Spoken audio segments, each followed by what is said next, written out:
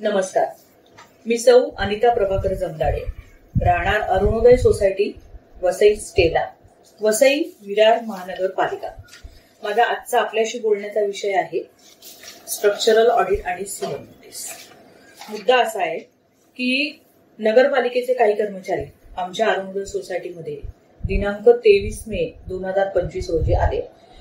त्यांनी प्रत्येक घरोघरी जाऊन सिव्हिल नोटीस हाती सोपवली.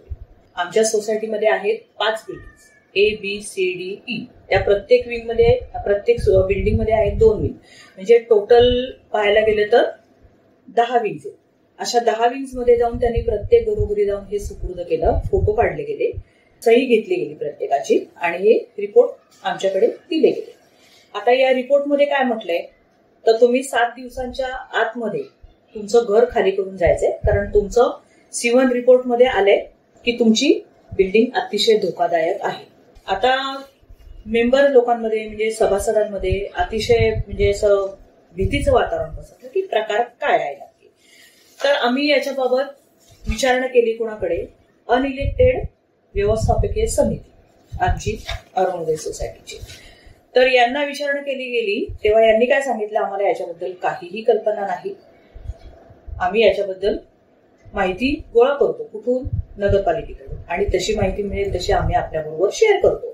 दुसऱ्या दिवशी आम्हाला त्यांच्याकडून अशी माहिती मिळाली की सिव्हिल नोटीस आपल्याला आली. ती कशासाठी आली की कोणीतरी आपल्या सोसायटीचा स्ट्रक्चरल ऑडिटचा रिपोर्ट नगरपालिकेकडे सुपूर्द केलाय.